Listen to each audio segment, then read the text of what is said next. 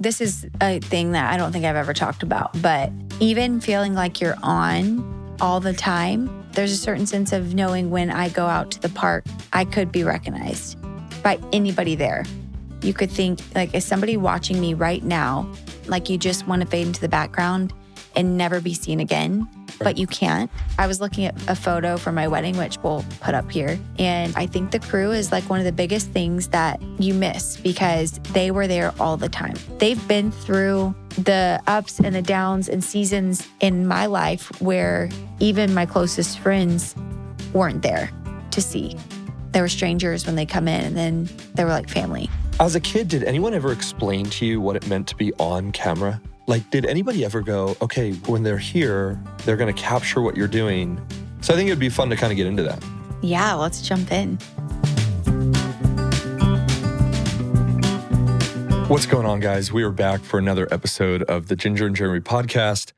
And I feel like, Ginger, we're starting to get back into the swing of like normal life. Yeah, we're finally settling in after having Finn. I think it just is tough to jump back into newborn stage after you've had a 4-year break. And so we just forget how exhausted you can feel. And we're jumping back into normal life, but also just, like I said, on less sleep. And so I have to learn how to navigate that. But we do have to give a shout out to the Snoo, because the Snoo has changed our life. I mean, this newborn phase is different than others because with Evie, with Felicity, I was the Snoo. And for our listeners who don't know what the Snoo is, explain the Snoo. Yeah, so it rocks your baby and it has like a little bit of vibration on it and some white noise. And it's a bassinet that just slowly rocks like that. And it's great. This bassinet is like a $2,000 bassinet. But here's the thing about the Snoo. We didn't pay that. We found it on Facebook Marketplace or something. And then my parents actually gifted it to us as it was so nice of them. A gift for Finn. So it was like a couple $100. Yeah. And I went down to North Hollywood around 10 o'clock at night to buy this Snoo. I had my knife on me. You never know what you're going to find when you're on Facebook Marketplace. You're risking your life to save some money. For sure. But this thing, we brought it back. And Finn, the first 3-4 nights, I had come up with a strategy for how to survive. And what we'd done the first couple nights is, like, I want to wake up and I want to help you when I can, when he doesn't need to be fed.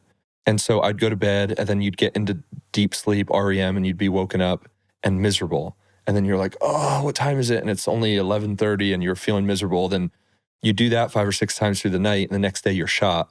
So my strategy was, I'm just going to stay up. I'm going to hold Finn until 1:30. He's deep sleep, put him down, then I go to bed and I'll get 5, 6, 7 hours, whatever. But the Snoo changed all that as soon as we put him in. Yeah, he loves it. He was out. Yeah, he just sleeps so well. So it has really transformed that. But the issue for me is I still have to wake up out of that deep sleep. I know, you're still struggling. I am waking up every 3 hours right now. Just about like clockwork, he'll wake up at 3 hours. So that's good. You get those little stretches. But a couple nights, it's been like I'll put him down and he'll sleep for an hour and then wake up again. I feel so bad for you. That's the challenge. So it is a challenge. And it's just the newborn stage, I guess. Yeah, but he is so cute. So he makes up for it by being adorable. And he's just started reacting now. Yeah, he started smiling back at me yesterday. It was last night. And then this morning again, he was doing it. And it's so, so sweet.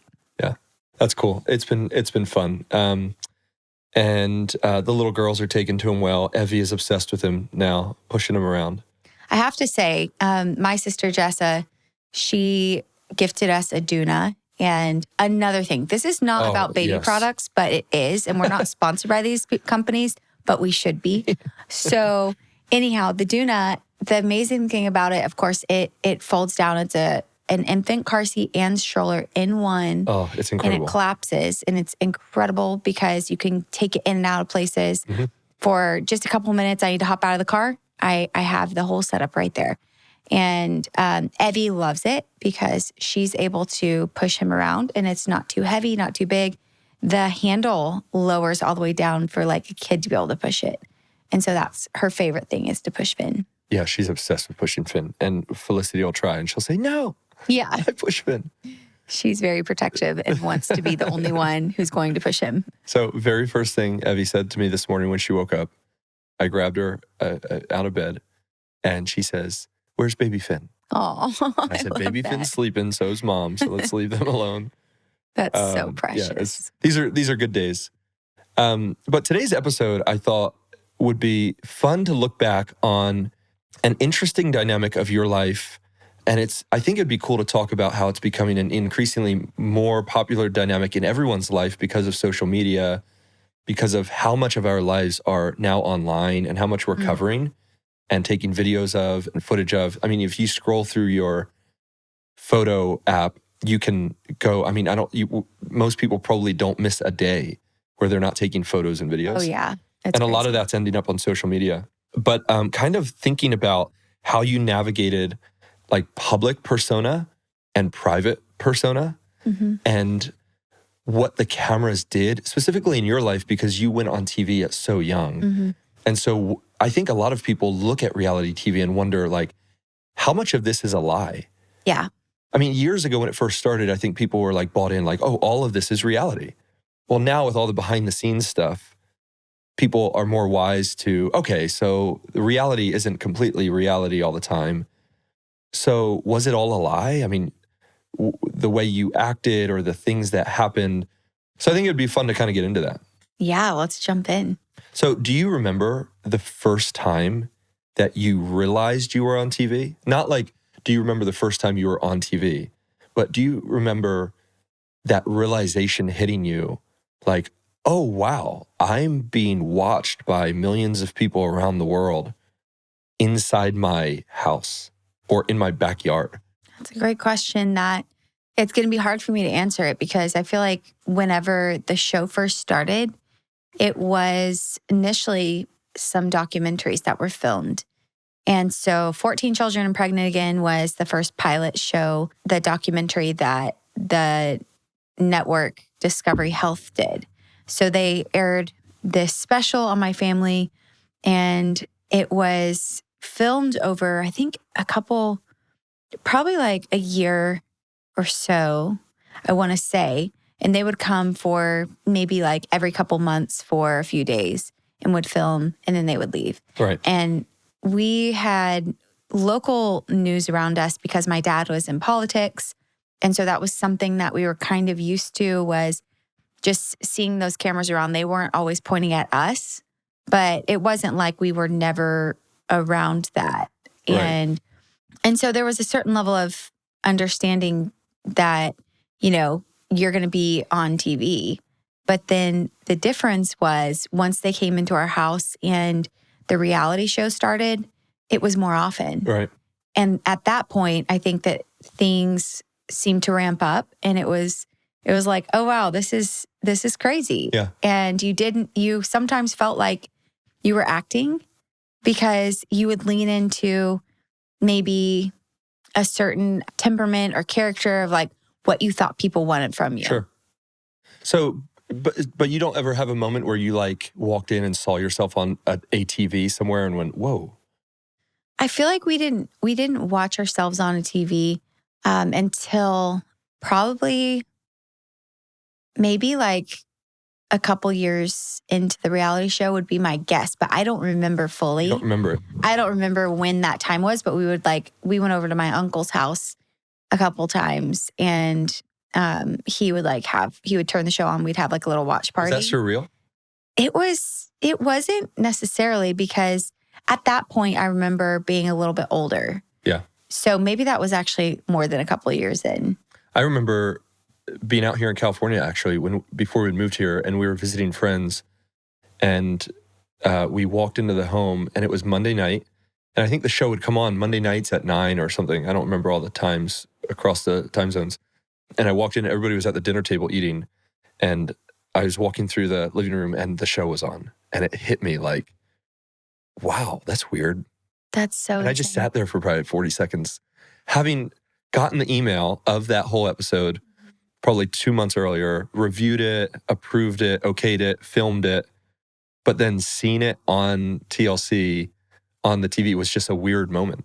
And it was a realization like, wow, all of these... Probably like in your friend's home feels different than in your own house too. For sure. And you think like all of these quote unquote like random homes have turned this on and are watching what we did. That is so strange. 4 months ago.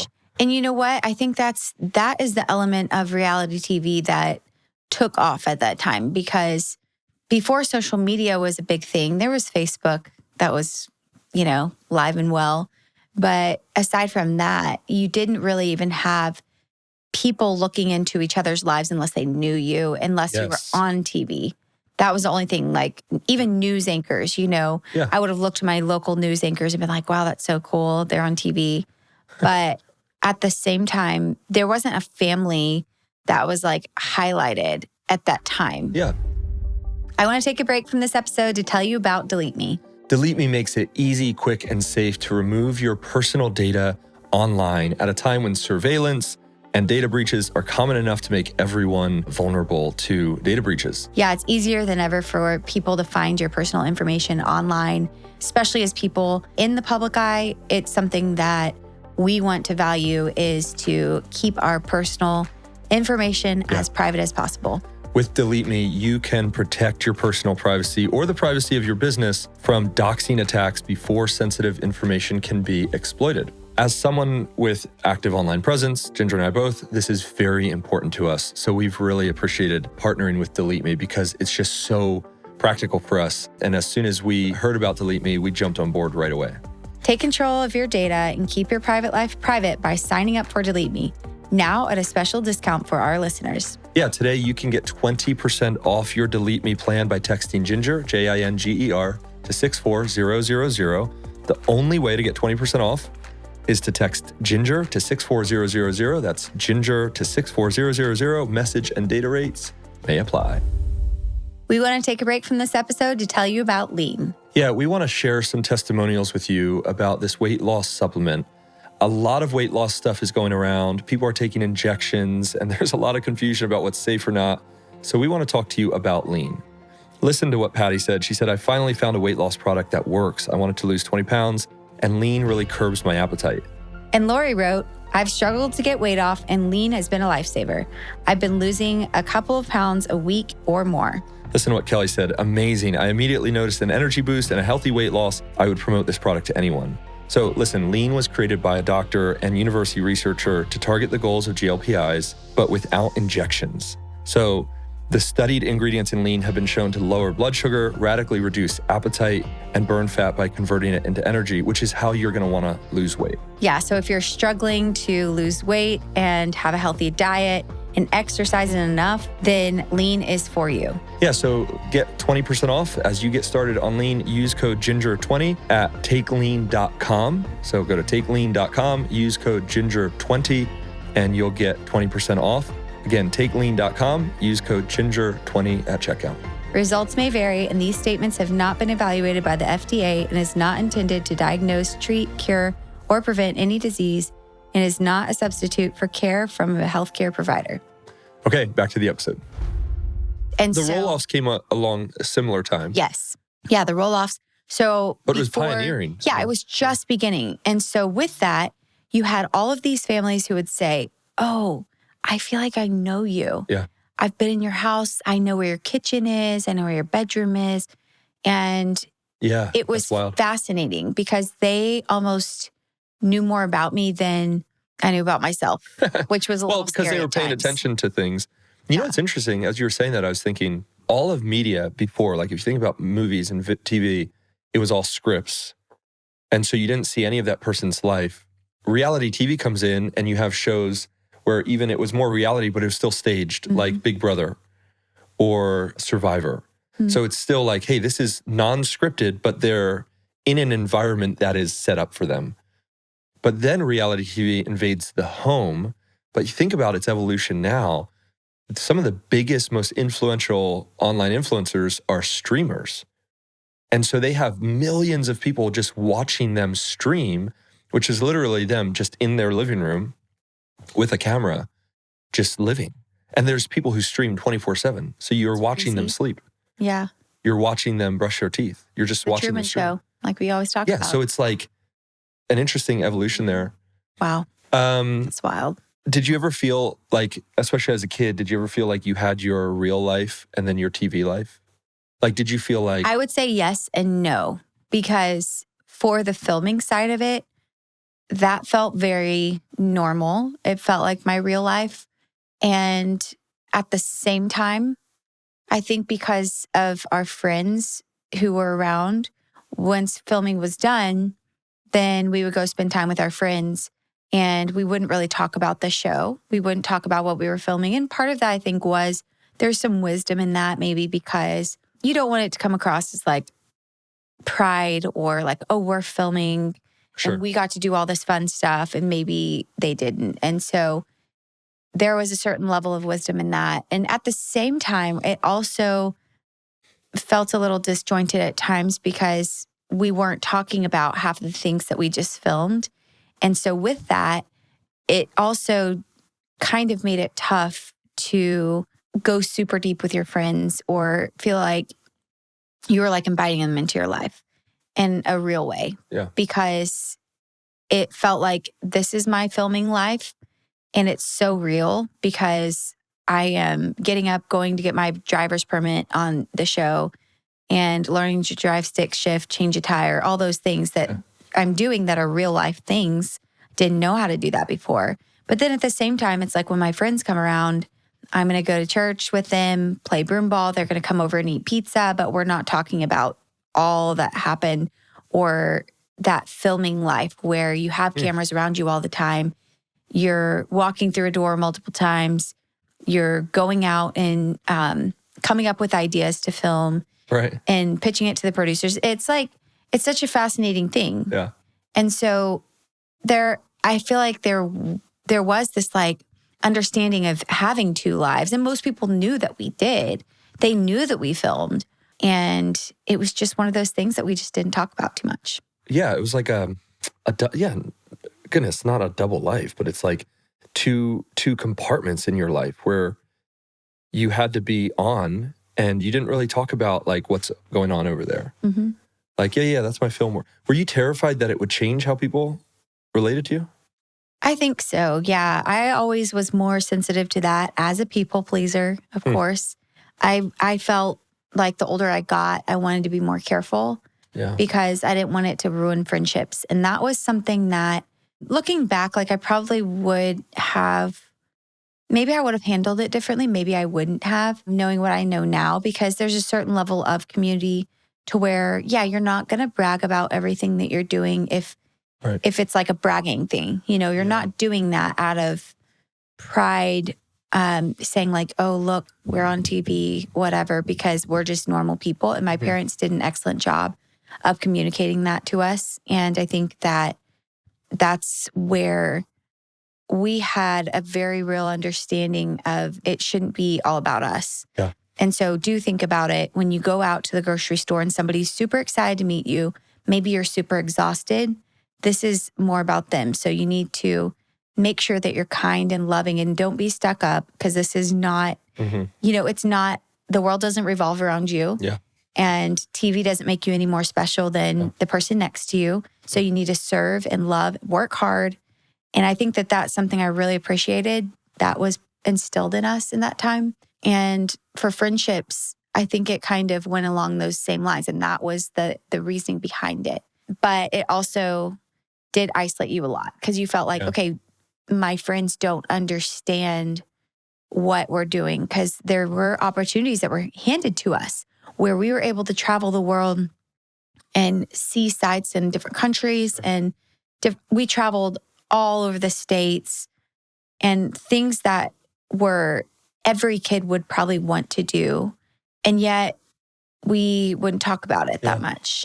You know, it's interesting. I was preaching Luke 15 recently, and it's all about Jesus is the Savior who pursues sinners. And the Pharisees and the scribes are so angry at Jesus because he finds sinners and saves them. And one of the parables Jesus tells to kind of correct them is the parable of the lost sheep and then the parable of the lost coin. And then he tells the parable of the prodigal sons. And in all of those parables, The person who finds what he was losing gathers his friends to rejoice that he's found it. So when the woman finds the lost coin, it says, won't she gather all of her friends to celebrate? Hey, I lost this, but now it's found. And I was thinking, and one of the applications I made in one of the messages was, oftentimes we think true friendship is defined by those people who will walk through difficult times with you. Mm-hmm. But another mark of true friendship is who are those who you can celebrate the highs of life with. Mm-hmm. And they won't get jealous. They won't cut you down. They won't be angry. They won't want a piece of your pie. That's a true friend. Yeah. So if you think about your life and you think, okay, if the greatest thing circumstantially were to happen to me, I'd get a raise, I'd get a new job, I'd get in a relationship with someone, I'd find out we're pregnant or whatever would be an excitement, who would you tell? And who would you feel safe telling? Mm-hmm. That's a true friend because they'll rejoice with you. Let's take a break from this episode. I want to tell you about Ava. Ava is a credit building app that makes it super easy and simple to improve your credit and to improve it quickly. So you can get better rates online, pay off debt faster, and keep more money in your pocket, which is what we all need. I know life is getting more and more expensive. And so you don't want to be spending more than you need to on high interest rates because you've got bad credit. Yeah, good credit matters so much. It's something that we focused on as a couple as soon as we got married. Yeah. And I think that Ava is such an amazing option for anybody looking to get good credit. It sets up your kids because you want to be able to give your kids what they need. You want to be able to make necessary purchases for your family. You don't want bad credit because of some bad past decisions or late payments holding you back. Download the Ava app now. That's AVA today. And when you join using my promo code Jinger, Jinger, you will get your first month free. Yeah, so get the Ava app, use the code Jinger, Jinger, get your first month free. That's promo code Jinger. Thanks to Ava, go get yourself some good credit. Yeah, and this offer is only for our listeners. Back to the episode. And you know what's really beautiful is we've found a lot of those friends in our lives. Yeah. Like I'm thinking of people right now who are less friends and more like family. Yeah.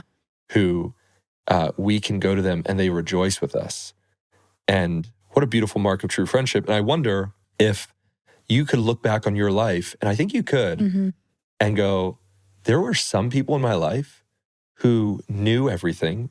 They knew we got to travel the world. They knew we got to go to Disney, and it didn't change anything for them. Oh, yeah, 100%. I'm thinking of a family right now who they were, our closest friends, and they definitely were like that. And they were so servant-minded, others focused, and just loving on our family through the ups and the downs. And I will say, part of this is where when we were on the show, people saw us walk through the hardest times and the best times.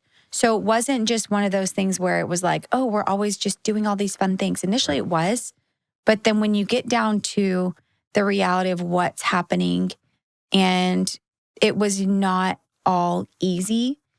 And when these situations unfolded where it wasn't popular to be a friend of the Duggars, then that's where you see your true friends are too. In those valleys where, yeah, we might still have this show, or maybe it's on pause and you feel so unsure about the future, what's going to happen. And your friends come around you, and then you're just like, okay, like it's going to be fine. Everything's going to be good, because our life is not wrapped up in that. And that was something also, I think it kept us grounded, because we knew that this was something that God had allowed us to have, was the show. And then at the same time, when you walk through the pain and difficulty, then talking about it in that season, it really made you think more about like what it means to be given that stewardship. Because it's weighty, it's not easy, it's not fun in that moment. Like you just want to fade into the background and never be seen again, but you can't. And so that's the other side that kept us grounded. And with your real friends that were there, they didn't care. They honestly could care less if the crew's there or not. And and even some of them who just knew like, okay, you step aside if they're doing a certain shot, and they wouldn't say anything. They would just kind of like go do their thing and be at our house, but not worry about like being in the front and center. And you knew what their intentions were. Yeah. It wasn't to get on the show. It wasn't to say, oh, I'm best friends with the Duggars, because they could care less about the name. They just knew us from before and were genuine friends. Yeah. Genuine community. Yeah. They were kids who I grew up with. Right. It also makes you want to be a good friend like that. Oh, yes. It's given you a sensitivity, like something about Jinger for our listeners that is so beautiful about her humility. But if you have like the opposite reaction to someone who's well known or someone who, has done something notable. Jinger, like most people are like, oh, I want to get close to that person. And whether it's a bad motive, like I want to exploit their popularity for my own sake or whatever, or if it's just fascinated by them, you have the opposite reaction of like, oh, that person's well known, I should stay away. Yeah. And not because... I almost avoid, which is terrible, because I think that I just don't want them to get the wrong idea. I don't ever want somebody to feel like I'm trying to get close to them because I want something from them or because they're well known. I really could care less of how many followers or what they've accomplished. I'm proud of what they've accomplished and can appreciate, respect, take so much. I can learn so much from so many people around me who are in that place. And at the same time, I also have a hesitation because I'm like, if they approach me and want to be my friend, I will be a true friend to them. Yeah. But at the same time, I'm not going to as easily pursue a relationship with somebody in that place. And that can also be selfish on my part to feel like, okay, well, I don't want them to get the wrong impression of me trying to get close to them for any reason. Yeah. And so I think, but I've appreciated that even the friends around me now, they don't care about all of that stuff. They don't care, if you're out traveling or doing what you're doing. It's like, they're just there. Right. And it's so sweet. I think that really is what true friendship is. Oh, I'm thinking of so many people who've come in your corner. Even there was a moment where when we found out that you were expecting, and one of your closest friends has experienced pain in that area, and yet just seeing how she came around you with such excitement and joy, and I mean, it's just, I could think of 100 stories. Yeah. And it makes you want to be a better friend, where you say, I genuinely don't want to be in friendship with anyone else for any other reason than to bless them and serve them, which is really, really sweet. Yeah. And I think that is what the gospel is too, because we think about us like in wanting to even draw near to God, and we can't bring anything. It's like, what do we have to offer God? Yeah. Like when we come in salvation, like there's nothing we can bring. And with that, there's nothing that he's going to gain from us being a part of his family. And there's a beauty there. And I think that with friendships too, we see like in the church, it shouldn't be about position, popularity. That's another thing. Like I noticed that in certain settings where it felt like you would walk into a place and it was like, oh, all the rich and famous sit in the front. Mm-hmm. And the scriptures speak about that very clearly and saying, that woe to you who I can't remember what the text is. It's in James. Yeah. But it's about like saying to the rich, you sit here in a good place, and the poor, you sit over here. James 2. And it's amazing. You can read the text too. I preached a sermon on this. I called it Gucci Gold in the Gospel. Yes. But show no partiality as you hold the faith in our Lord Jesus Christ the Lord. If a man wearing a gold ring and fine clothing comes into your assembly, and a poor man in shabby clothing also comes in, and if you pay attention to the one who wears the fine clothing and say, you sit here in a good place, while you say to the poor man, you stand over there or sit down at my feet, have you not then made distinctions among yourselves and become judges with evil thoughts? Mm-hmm. And then the gospel part comes in, and this is what you just said really insightfully. Listen, my beloved brothers, has not God chosen those who are poor in the world to be rich in faith and heirs of the kingdom, which he has promised to those who love him? So he says, what's going to kill this preferential treatment? The gospel, because Jesus doesn't pick the high and mighty and well-to-do and put together. He picks the weak and the low and saves them. Yeah. And that's the thing that, you know, when you see people who do it well, who maybe they've been placed in that position with people around them that, you know, they're like popular or famous, and they really reach out to those who no one cares about. That means the world. And so it's awesome. It's the beauty of the church. I love that. And then you find a safety, like even, I know for you, someone who grew up with all of the weird dynamics of TV and all of the expectations, and then having people who did treat you differently when the cameras came in, all that stuff. Your experience has been, being in a sweet local church has been a reprieve and a joy, because you've entered this world of love, the church, where people aren't treating each other based on socioeconomic status, how well known or little known you are, how much is in your bank account, how much isn't in your bank account. And it's like a relief, like, I don't have to, in this dog eat dog world, I don't have to perform. Yes. I don't have to be something, or I don't have to be ashamed of opportunities. Like the other thing is, I remember it took you a long time to ask for prayer amongst even your friend group at church, because it's like, oh yeah, so my book is releasing this month and I've got to go on a little media tour in New York City and I'm going to go on this show. And you're like, I don't want to ask. I don't think I even brought it up half the time. Because you're afraid of like. Yeah, other people knew I was going on tour. And so. But then you would come home and say like, one of your friends in the group would go, oh, we need to pray for Jinger because of this. Yeah. And see, that means a lot, because when I've grown up thinking like, okay, I have to guard against that so heavily, which I think is wise at times.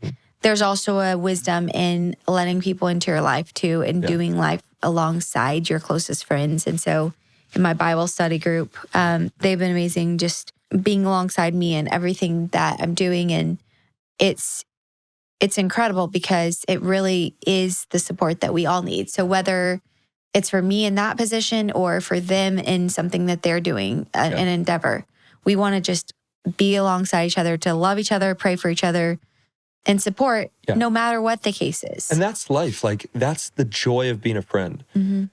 We've talked a bit about like, hey, let them have the joy of serving us. Just like when you get to serve them, you love that. Like when we get to come alongside someone and say, oh, let me provide a meal or let me watch the kids. The one serving, we get the benefit because the Lord blesses. I mean, that's just how he hardwires it, where we feel blessed when we seek to bless others. Oh, yeah.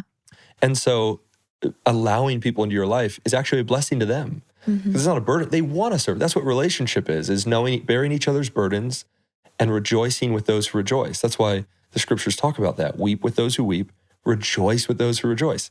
That's friendship. Yeah. Being able to go to the top and the bottom of the roller coaster of life alongside community. That's beautiful friendship. Yeah, that's cool. That's the church. Okay, that's our little plug for the church, Jim. Yes. Get involved in the church. There we go.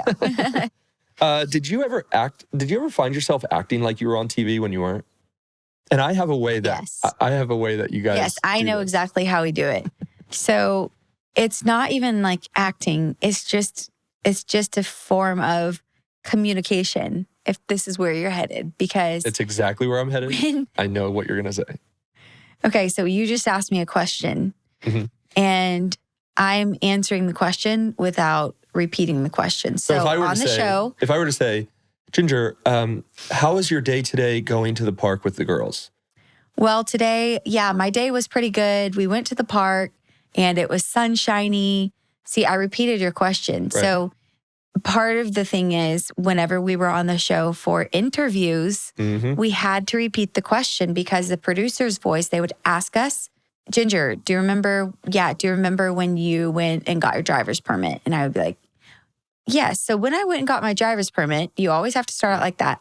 It was, I was scared, whatever. You go in and talk about it, but you have to repeat the question. That way they can cut out the producer's voice. Yep. And you are the one introducing the question to whoever's watching. I mean, it makes sense from a production standpoint. Otherwise, you would just have these random insights.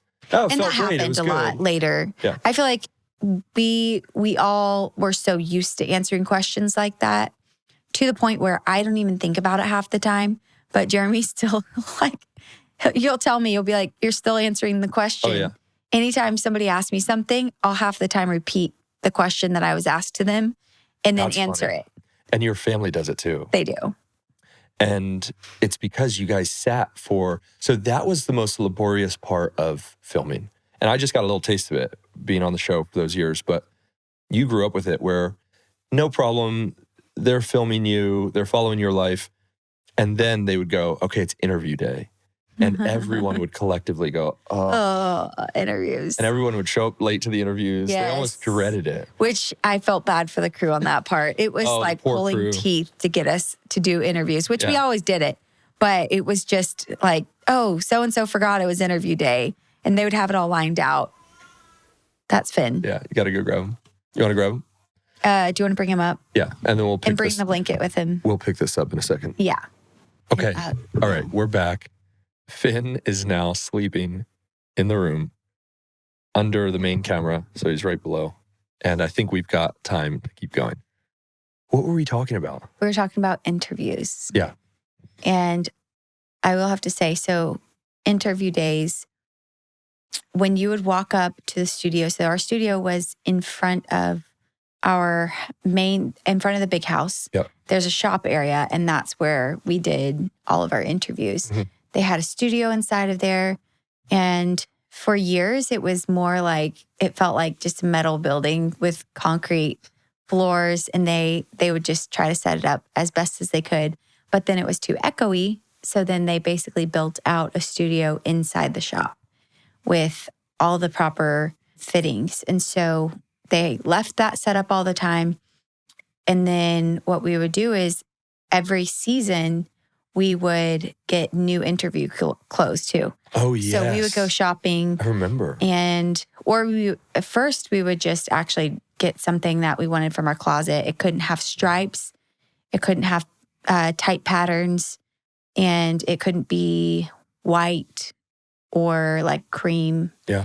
And so there were certain things we couldn't wear for interviews. And then we would every season switch that out because they wanted you to wear the same shirt in case they had to do pickups for interviews. Mm-hmm. And you would need to see exactly what you were wearing. And for the girls, it was harder because if your hair was done, you had to like have the same hairstyle. Yep. And so you just choose what you're going to do for the whole season and keep it consistent. Well, that's why too, if like a beard was a problem, because I remember there was a few times I would shave right before filming. And then it's like, oh man, and they would let it go. But it's funny because if you watch a reality show carefully, the ones where there's talking heads, who are explaining what happened, look for things like the beard or the mustache hairstyle, or the haircut. Earrings that you forgot to wear. Yes. And you can't hide a haircut. So it's like, you might see in one episode me talking, going, yeah, it was a really fun outing today. We had a good time. 2 minutes later, I might interview again and I've got a completely different haircut because they're splicing and dicing through those interviews. Because we would sit in those interview chairs for 6, 7, 8 hours sometimes. Yeah, a long time. And it was crazy. I feel like, especially once they came to Laredo in Texas, that was different because they would come and do interviews less often. Yep. So then we would be sitting there for a very long time. It was crazy. As a kid, did anyone ever explain to you what it meant to be on camera? Like, did anybody ever go, okay, when they're here, they're going to capture what you're doing? Was that ever explained to you? What do you mean? Because, like when the first documentary happened, 14 Children and Pregnant Again, they said, do not look in the lens. Okay, so there was like training. Don't look. Well, a couple times we would look in the lens because they were walking down when they would do the pan down, like in that very first show, they went all the way down the line of all of us kids and we had to say our name. And so we should watch that show and do an episode on like reacting to that. That would be really fun. That would be fun. Yeah, let's do that. So anyhow, they would pan down and they'd be like, look in the camera lens. And then other times they would say, okay, now totally act like we're not here. And so you just don't look at the camera. And then when you were talking, you were doing an OTF, which is an on-the-fly interview. So say they were at the house for a birthday party. after the birthday party's done or in the middle of the birthday party, they would pull one or two people aside. They would say, hey, tell us, was she super surprised by her surprise birthday party? And what gifts did you give her? Do you think this party's going well? Yeah. And so then you talk to them, but you'd be talking to the camera's there. You're actually looking slightly to the left or to the right. And you're talking to the producer. And then they cut that in there as like a mini interview as the show's being filmed. Yeah, OTFs, man. You just unlocked like a memory there. They would always say, all right, can we grab you two for an OTF? Mm-hmm. And it was funny because if you were at a party or something where there was other people who weren't like filming, you'd have to explain to them what an OTF was. I remember our friends when we first came out here and we were looking at apartments and they were showing us around different apartments. And it was so funny. They kept pulling them aside from OTFs. And it was like, they felt like, you can tell it's like this new concept. Yeah, it's so interesting. Okay. Do you think being on camera, do you think it changed your personality for all those years? I don't know to what extent it changed it because that's all I knew since I was 10. And so if you hear any noises, that's just little Finn. He's stretching and squirming. So anyhow, I think that in some sense it did because I leaned in, like I said, heavily to being the funny one with all the facial expressions. And part of that was just me. I was very funny, believe it or not. And I always had my signature thumbs up and I had these glasses that I thought looked really cool.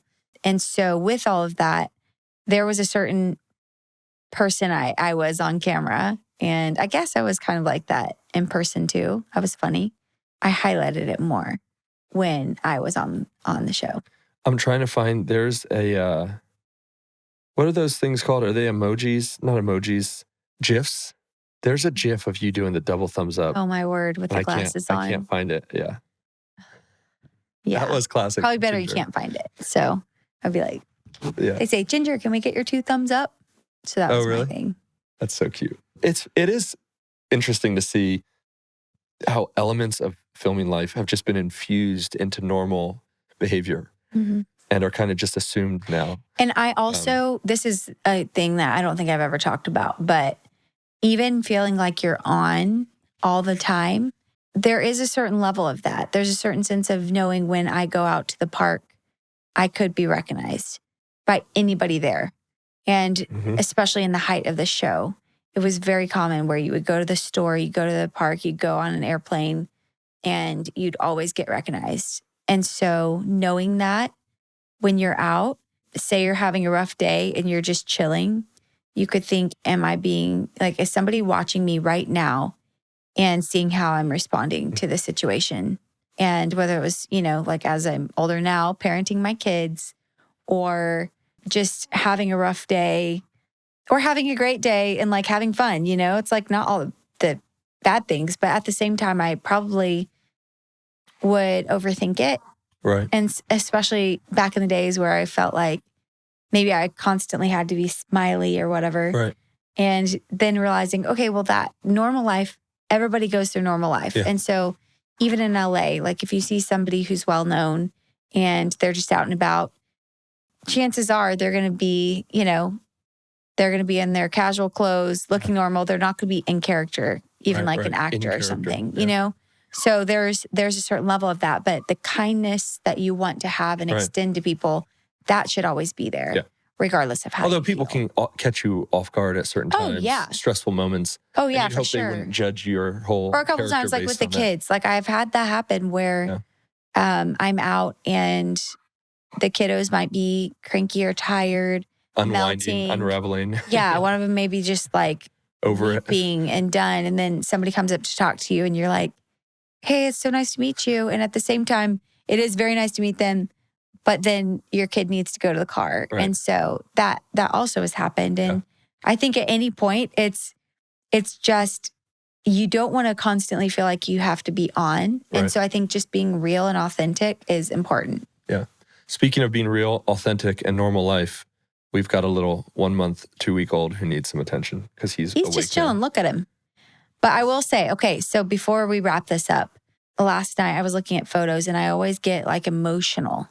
It's so interesting because I feel like the show was such a huge part in our lives and it was like what we knew. Mm-hmm. And so there's a certain level of like, you miss some of it.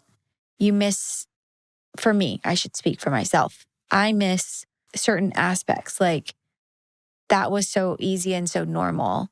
And then also just the crew. I think the crew is like one of the biggest things that you miss because they were there all the time. Like Scott was there from day one. Yeah. And once they're not there, it's like, it's sad because I was looking at a photo from my wedding, which we'll put up here. And it's all the crew members around me on my wedding day. And that was such a sweet moment. I was like, I have to get a picture with the crew because we got all the family photos, the bridesmaids, groomsmen, and all the crews standing around. And you have extra crew in on wedding days. So you'll have extra teams come in, like crews from other shows will come in and film. But my core crew, they were there and they all got a picture with me. And so I think I'm going to actually frame that one and put it somewhere in the house because I don't know what it is. There's something just so special about those years and the sweet memories that were made. And there are times where I just am like, oh, I miss all those guys. Like I don't know. When they were there, they would just be talking and doing their job. But like at the same time, they're part of the family. Right. In my mind, because they knew they've been through the ups and the downs and seasons in my life where even my closest friends weren't there to see because they were there anywhere from 3 to 5 days a week, 6 days a week, 7 days a week, who knows, depending on the week. And they were there through everything. And so it's like really an interesting dynamic. They were strangers when they come in and then they were like family. And then you don't get to see them all the time. Mm-hmm. And so that's just, it's awesome though. We do get to see different crew members here and there. We'll just, if we're in certain areas where they live, then we're hitting them up or they'll hit us up when they come to LA. And so that is very special. And I will always have such a special place in my heart for all the crew members. Yeah, that's cool. I always get too emotional. It's a problem. It's real. It's a deep part of your life. There's more here for us to discover. I think we should go and watch some of those first episodes. And then you know what else would be a good idea? To have some of the crew members on the podcast. Oh my goodness. That would be fantastic. Let's see if we can get one or two of them to jump on. That would be a blast. That would be fun. I would love that. All right. Well, I love you, babe. And love hanging out. Let's go take care. Oh, he's asleep again. We could go for another hour. We could. Well, thanks for hanging out, guys. And we will hopefully see you next week. Like, subscribe, do all the stuff. Leave comments. Oh, here's something. Can you guys tell us what your favorite episodes are from the show through all the eras? And we'll try to do some reaction videos watching them. That'd be fun. I love it. Okay. Go ahead. Comment. See ya.